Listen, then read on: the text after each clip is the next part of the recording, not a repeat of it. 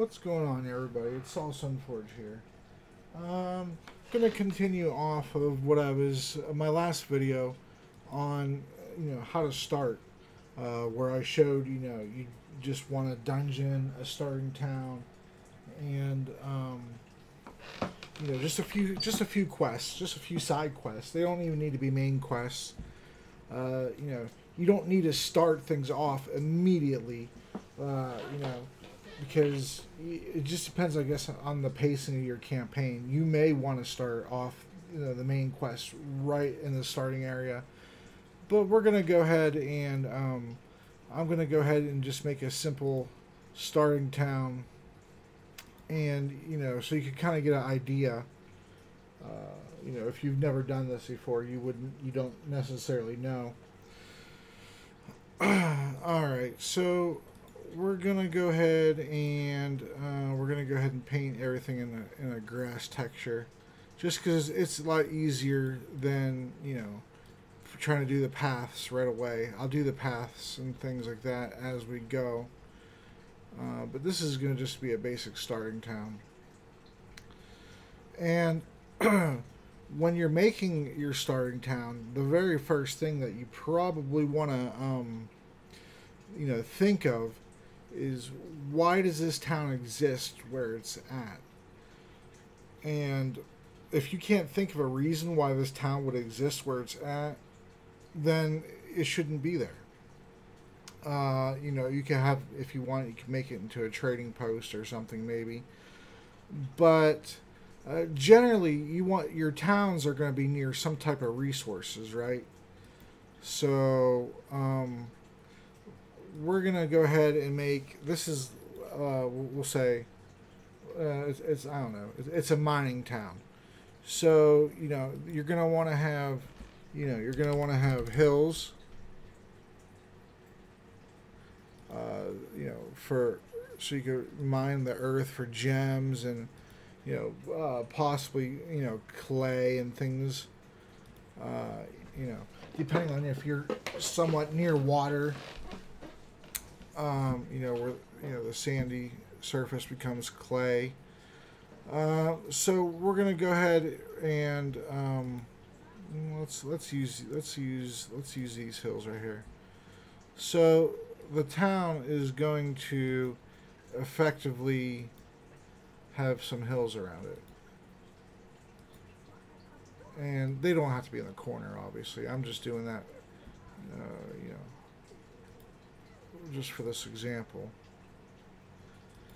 And all right, so that right there, the prospecting chances of hitting on something in that, are pretty decent. And obviously, if your town is, it's like a year or two old, or it's not terribly old, your town will have just started mining those things out. And then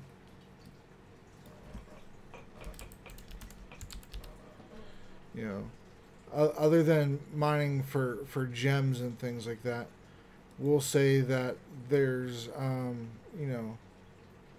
there's some rocky outcroppings and things like that that may bear metals, copper, silver, gold, mithril, and then also, we're going to set this town up pretty sweet. We'll go ahead and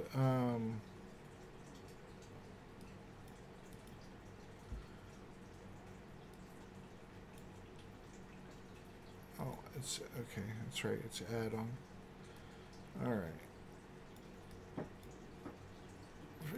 Even though I'm actually subtracting land for the water, for some reason, when you use this type of map, it's actually add to subtract.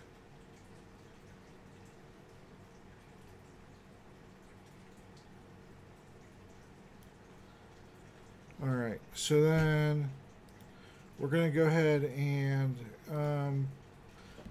this is a small. It's not even a river, really. It's just maybe a little bit larger than a creek. And I actually use different colors of for the water to represent salt water, fresh water, things like that. You know, if for instance the waterway is created because of melting snow on a mountaintop, well then it gets a light blue treatment because it's good water. It's potable drinking water. Um,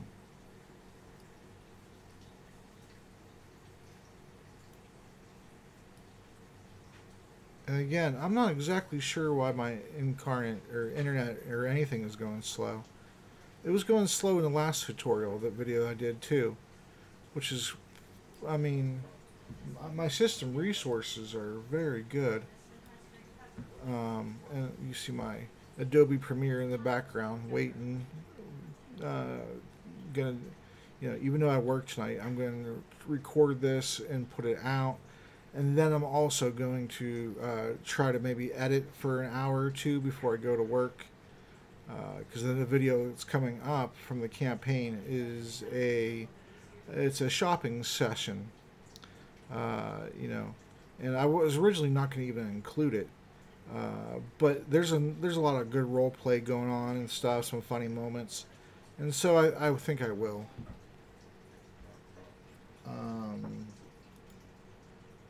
Yeah, I don't know what possibly could be. We'll close that for now, I guess.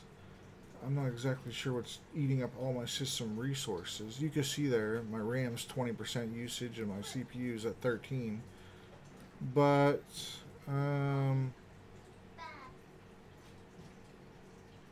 because my river would actually already be done, but it seems to be lagging for some reason, unfortunately. Of course, it would happen only when I'm trying to do a tutorial, and then never the years prior.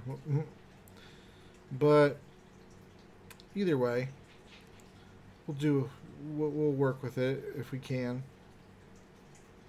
or I might just have to redo this video when this nonsense is not occurring. Okay, so there you go. There's a little river, and it doesn't have to be huge. It can be, depends on where your town's located. If it's a coastal town or has its own harbor, but you're looking at larger towns there. You're not usually looking at a starting town when you're doing that. A starting town is a hamlet or a village or even an outpost. Usually, you can start them out in a big city. It depends on if your campaign's taking place primarily in a city, and then maybe just a little bit of the outskirts of that city. Then yeah, you can start in the biggest town you can. But if you're doing a world spanning campaign, from the beginning, that's what it's going to be. I would recommend your starting town just to be a village or a hamlet. So just a few buildings here. So we have the mountains, and we need buildings to support those professions.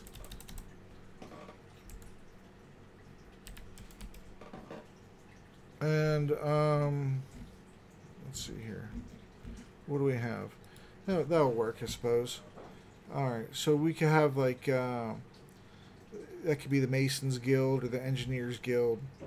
That's where the miners go and get their tools for the day and bring their tools at the end of the night, and they process the ore and stuff there. And we can have a separate building here, where after they process it, they bring it to a smithy. So already, we can we'll just blacksmith, just a simple generic term, because there's weaponsmiths and armor smiths and rune smith, but we'll just go with a simple term. Alright, so then we could just call this the Miners' Lodge. Alright, so right there is a start for a basic town.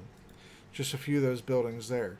That will ensure that the town can kind of grow, because it has income coming in. say there's a trade caravan or something that comes through here and does some trading with these people. Okay, so let's go ahead and here we got an inn at the end of the road here. In a lot of a lot of small towns don't even if you're looking for verisimilitude, which some players and DMs like that. Of course, you can't be 100% because that wouldn't be D&D. But traditionally in smaller towns in the medieval days, hamlets or a village may not even have an inn. They may have a tavern for you to drink, but they may not even have an inn. And so back then, what people would do is that's when they would trade. A day's I got crops that are coming in from the harvest. I could use your hand, and then we'll feed you and we'll put you up for the night. So back then, that's what they did. They would trade working on the farm as a farmhand for the day, in exchange for that in a smaller city like a hamlet or a village. But for this, we'll say we do have an inn. It's just a basic inn. 3 rooms or something. The floors, mostly made out of hay or dirt, a combination really. They don't really see too many visitors. This is just it's a small town, so there's just really isn't much to do. And then you can have right here,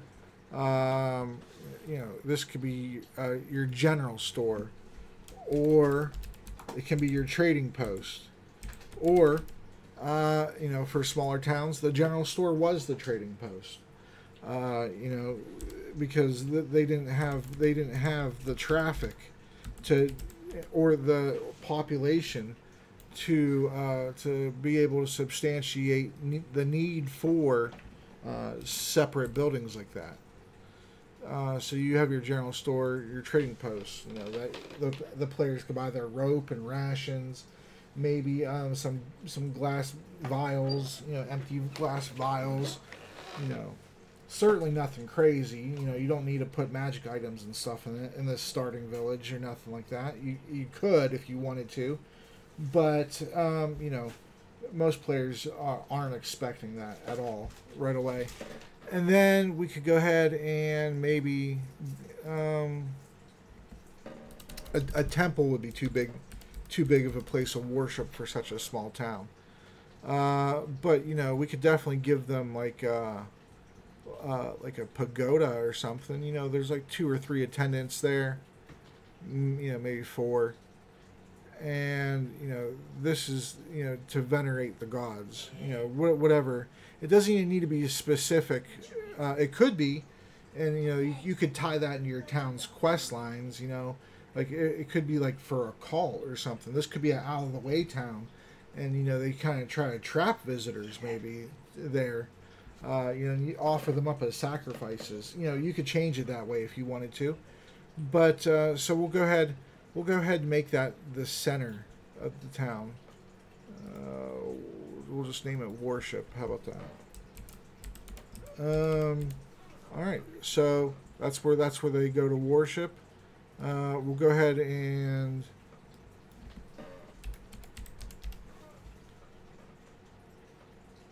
make the roads, and again, for such a small place, they're not going to be miraculously paved roads, perfect flagstone, things like that. That's usually stuff reserved for wealthier, larger towns that have a need for that. This is basically might just be some muck, some cart paths and things, and not really much else.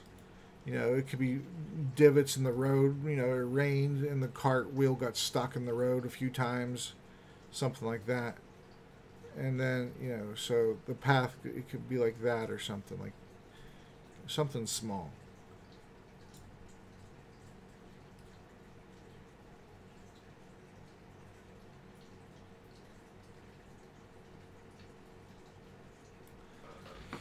All So we got a small path there, and then of course you want to have houses for the residents. Not all the people are going to be sleeping in their shop. You know, when I was talking about the downstairs is the business, the shop, and the upstairs is the living quarters.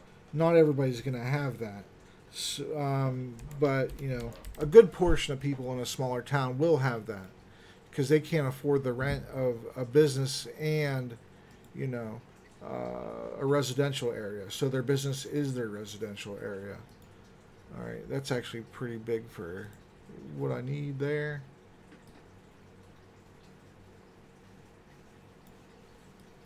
Okay, so put a few houses over here. And then you know, without making the map distorted or whatever, I just size the icons bigger or smaller according to how big the town is. But like I said, since this is just, you know, a village or a hamlet, don't need to have, you know, you can have bigger buildings so you have more detail. Okay. And so that's fine. That's good. That's enough for, like, you know, really. Yeah, that's plenty. That right there is enough for, like, you know, feasibly 100 people, 150 people. You know, especially if some of these other places have their own sleeping quarters. That's plenty. But then you know, the people who are living further away from the town square, which there really isn't too much of a town square, honestly. Yeah. Then we could say, you know, there's these guys out here manning the fields. You just make your field. I'm not making this for my own use, so I guess there's not really need to color everything in besides making it look better, I think. But yeah, so you know, so there's how they got the fields to support themselves. They could trade their ores, their gems and things for outside food. And this little river here, they could, you know, they could even have a little dock on there to go fishing off of or something. You know, and that'd be a perfect ideal small town. You know, they got the wooden dock here. And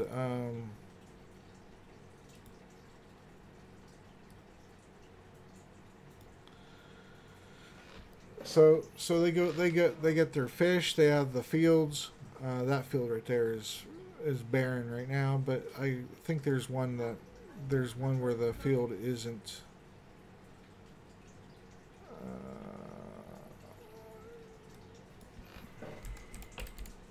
Is it crops? Yeah, there we go. Wheat. Okay. So we could give them wheat over here or something. It doesn't really matter where you place them at. Traditionally, the farming land is further away from the main town, you know, because it tends to stink. And the richer people, they don't want to smell that such things. Hmm. All right, so you got your wheat, and then you got your field over there that you're planting. Maybe this guy right here, you know, he owns both of those. You know, that's like a farming compound. They tend to those fields. But right here you can see a basic, a pretty good layout for a starting town. And you know, just whenever you're making your town, just think of a few different key things. Why would people gather here? Resources is a huge one. Crossroads. If the town is at an intersection where people from, you know, 2 or 3 or even 4 other towns have to cross that spot specifically in order to go where they're going, that town is gonna boom. It's gonna grow real fast. But then the crime rate's gonna be higher too. So then you got to think about having, you know, fencing, walls, things like that. more security, more guards, you know, maybe a local militia also. But for a town like this, you would only need like maybe a local militia. You wouldn't even really need a mayor. Maybe somebody, a reeve, to collect the taxes from the people. You know, and then maybe you can have a place that does horseshoes and things for, or a barn that has horses next to, you know, the blacksmithy who makes horseshoes. You know, things like that. So hopefully you enjoyed this look at a starting town. Hopefully it helped you out, and I'll see you soon.